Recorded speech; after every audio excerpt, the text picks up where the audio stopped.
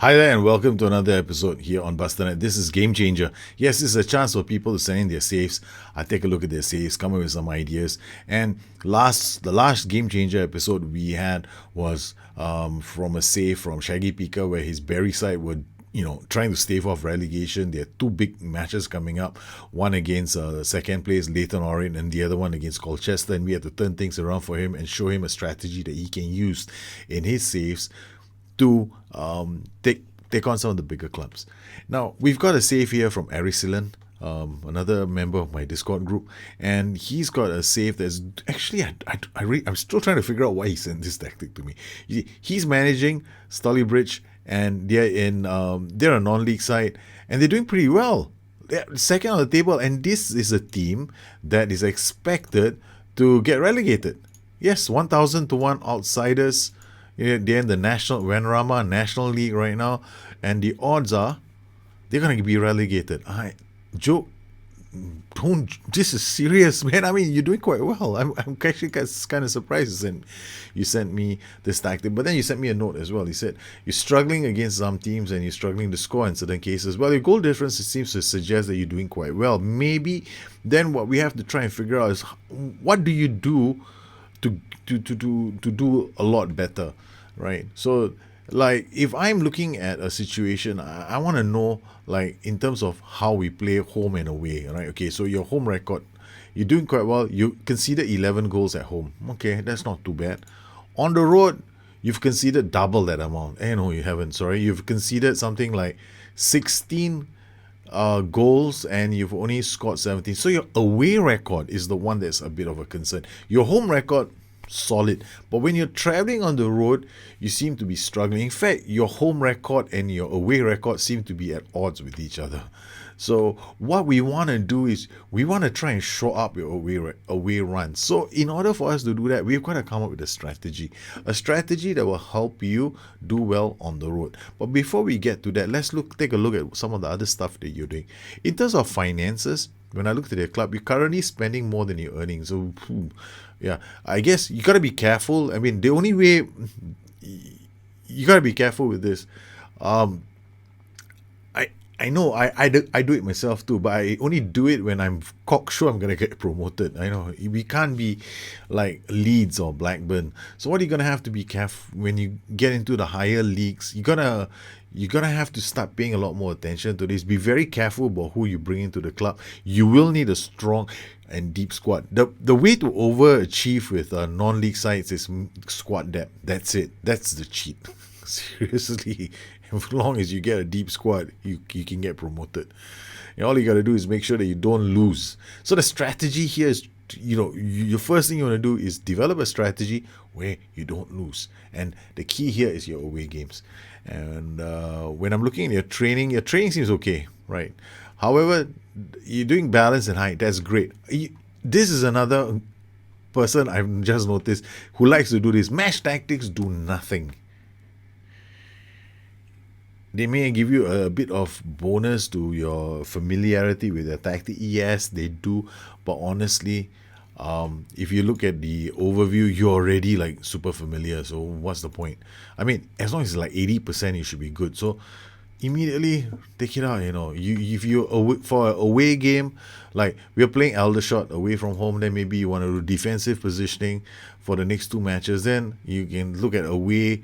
You can look at away attacking movement in some of your other games. This is what you should be doing in your match preparation. So treat match preparation as a chance for you to earn some bonus points going into the match, because it carries forward. It gives you a slight increase in your attributes in that related area for a short while during the game, and that could be pivotal, especially for a side that's looking to overachieve. When you want to overachieve, you need to hit all, you need to dot all the I's and cross all the T's. Okay, as far as your squad is concerned, I don't know why I have this here, role ability and potential. I only use them as placeholders. I forgot. Yes. Now, the first thing I was looking at in your tactic is you always want to compare yourself to the rest of the league. So I did a team report. I went through, and basically in terms of mentals, your strikers, okay, not too bad. but composure not there. Composure, bravery, all right. Then when I looked at their physicals for your strikers again, well, they're not the fastest kids on the block. Acceleration 10, 12, above average, but look at the rest. They're not very good in the air. Question mark about their overall fitness and whether they can last for the duration of the match. I look at their defenders, physicals, acceleration is not so fantastic. Jumping reach, you're one of the lowest in the league. So jumping and hitting, got a bit of a concern there. Now I'm looking at your mentals for your strikers, flair, flair, teamwork, positioning, vision, work rate. Everything seems okay. Then you come to composure. Okay, they need help. One guy on his own is not going to cut it here. Yeah, when I see low numbers of composure, it means that I can't play. I have to think twice about playing those single striker formations because I'm depending on that one chap.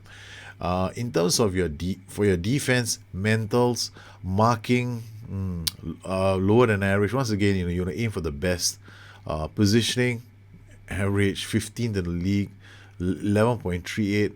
Well, you're doing okay, but once again, remember the averages get lowered the bigger your squad. So you always want to aim for that best. And well, beggars can't be choosers in LLM football. I mean, I had the same situation. I had a dog shit team. So based on, you only use this kind of information to come up with a strategy for your squad. All right. So we've gone through our team. Now, what are we going to do with our defenders? So the first thing I go through, I look at my attributes for my defenders. I know that in terms of the defenders I want to use defenders with good positioning, and I also want to make sure that at least one of my defenders in that group has got the best jumping reach. So I'm looking at jumping reach, and Luis Novok is going to be a starter. There's no two ways about it. He has to play every single game. That's that. Matty Hughes maybe, and then we'll go through the rest of the squad slowly. But positioning becomes very important for your defenders. And I notice in terms of the rest of the abilities, concentration not very good, anticipation fairly average, and then I'm thinking to myself, okay, fine. Your defenders, they are so in terms of how they defend, but the boys jumping reach, you got one guy who's the best. Technicals, so. Concentration, quite poor, right, for your backline. Anticipation, not so fantastic. Positioning, you got 12, and the rest is about 10 and 8. You see where you are, you're sitting in the league, you're not doing very well in the league. So if I were to focus in on those attributes alone, you need help at the back line. So your boys, when they go away from home, don't play the 4-2-3-1, because the 4-2-3-1 is not going to help your boys. And you can see from the results, away from home, you're not doing very well. Now, this is where I will come up. Okay, if at home you can get away with the 4, if you're doing well with the 4-2-3-1, leave it at home. Yeah, but on the road, maybe you're going to think of something else. I like to think of counter-attacking tactics when or rather, I won't call them counter-attacking, because counter-attacking is an element within a tactic, right? So a tactic formation you can play in many ways depending on how you line up your roles and duties and the way you set your boys up front. So one of the things I look at creating systems which give me options. And now what we're gonna do is we're gonna take a look at some of the games where you did struggle. Against Eastbourne Borough, you lost 3-1. Now, Eastbourne Borough played a match with a formation that looks really interesting. It looks like a narrow formation, but it's got this narrow attacking threat with the 3 guys up front. And they got width plus a very concentrated a backline. They won't be pushing forward, but it's going to be very hard to penetrate them through the middle. And one striker, so it's either you're camping in their half and trying to drag them out, but then when you're doing that with your 4-man backline, your 2 boys in midfield, what's going to happen is you're going to be susceptible to a play that cuts through the middle. So if I'm looking at the goals, the first goal that you conceded, they dragged you. Your 2 central midfielders can't do very much. They managed to get the ball inside your box. Off a deflection, they score.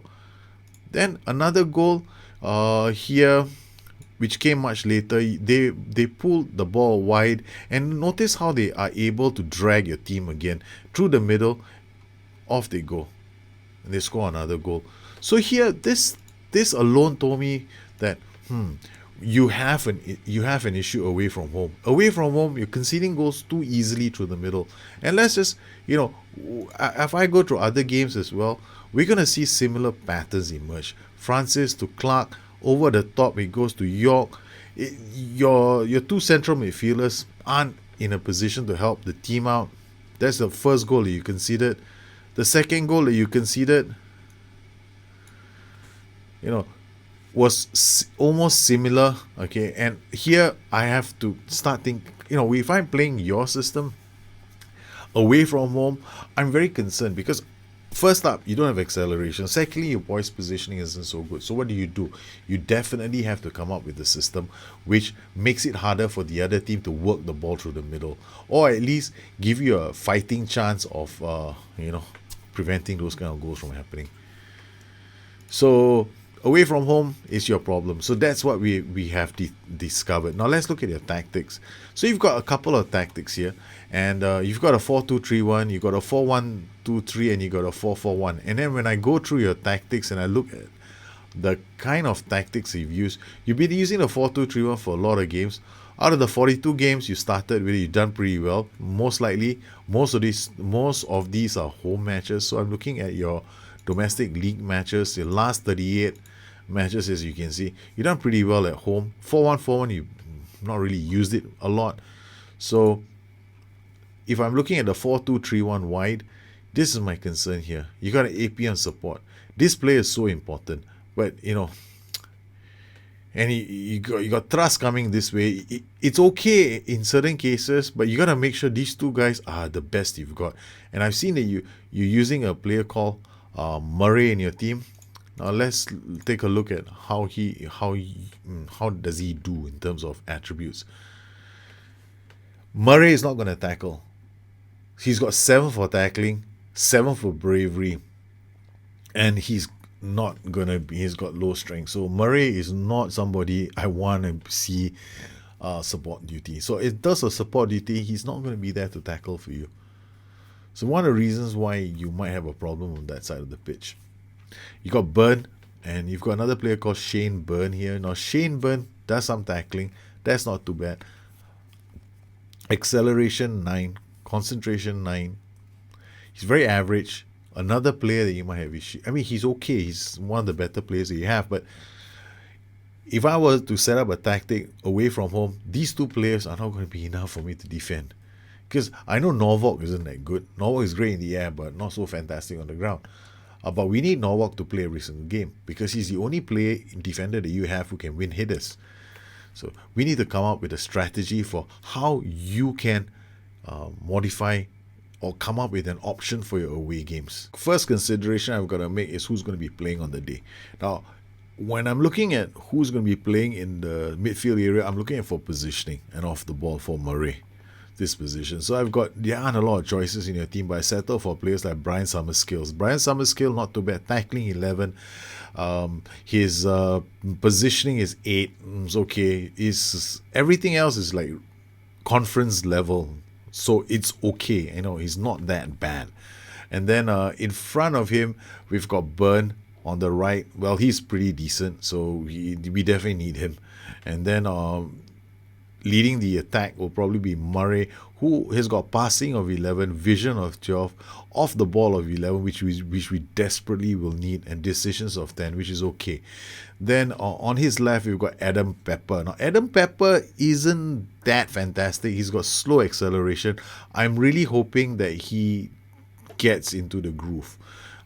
Because other options I have are probably players like Josh Gillis, whose positioning is a lot weaker, which is the reason why he's not playing. Then I've got Luke Pritchard, whose positioning again is 6. That's the reason why he's not playing. And if I go through the rest of your team, there's another player here called David Lynch, who is definitely an option. So if I put David Lynch here, he can play, but his acceleration is not fantastic. But David Lynch can definitely come on for either Summerskill or Pepper if we need a substitute. What about our instructions and how we're going to play? Now, the plan here is that when we go into the matches, we want to play simple football. Play wider, push high up, use offside trap, roam from positions, and prevent short goalkeeper distribution. Here, I'm not pretending to be able to play like Barcelona. We're not going to tiki-taka away. We're just going to hoof the ball up when we get a chance to. I'm defensively orientated away from home. Up top, we don't have two good strikers. You have somebody called Shaquille Agard who can be a striker, but I want somebody who can definitely give us a headache in terms of holding on to the ball. And John McCready fits the bill. Even though he's just a midfielder, an attacking midfielder, he can hold on to the ball. He can pass. He's got some vision, so he's got work rate. So he might do okay as a DLF on support in a pinch. Up top, there's only one player, Mickey Quigley. All right, so he is the only player that should start every single game. So he's your striker, and I notice you play him a lot as well. So Mikey Quigley is going to be starting our matches for us for this game against Aldershot Town. We had to settle for the draw. The match started out Aldershot Town scoring a goal. I mean, what can I say? If you score from a set piece, you score from a set piece, and they scored from a corner.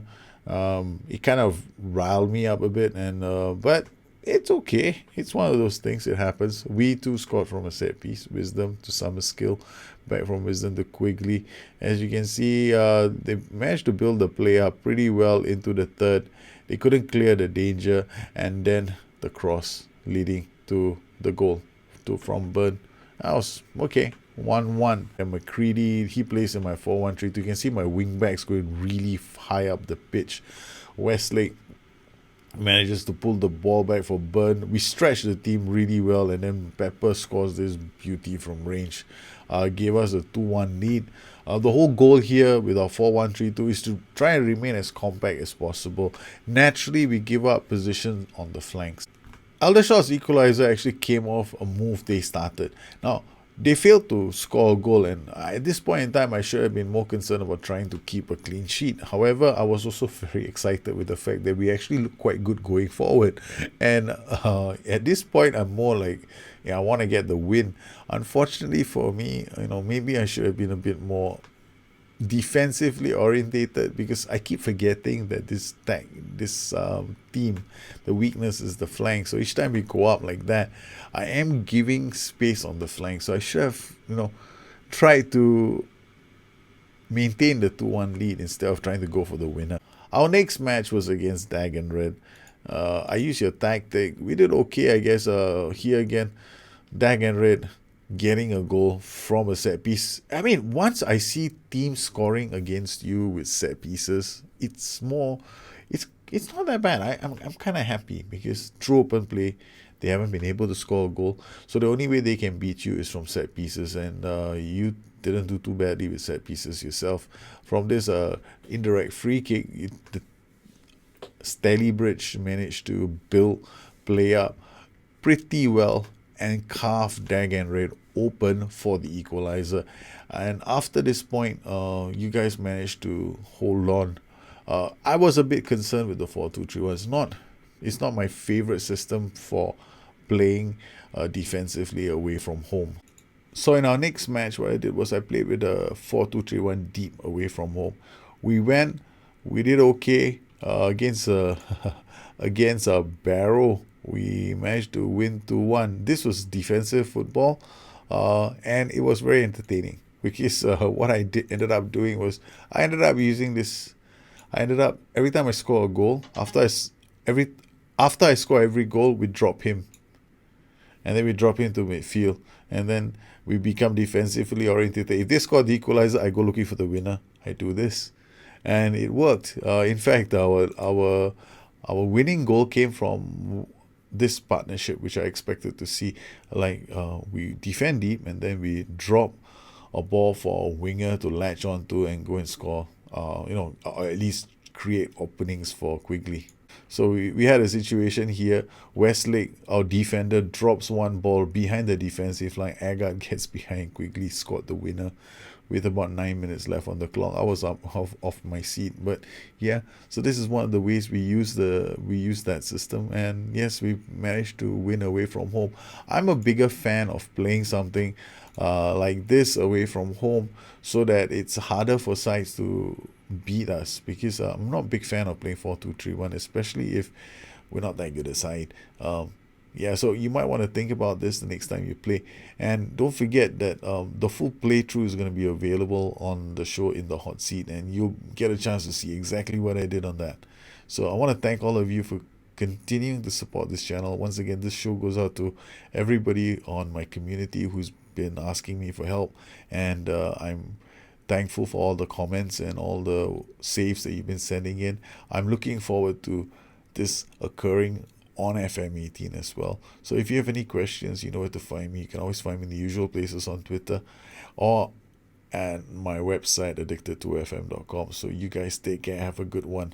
I'll catch up with you soon. Bye bye.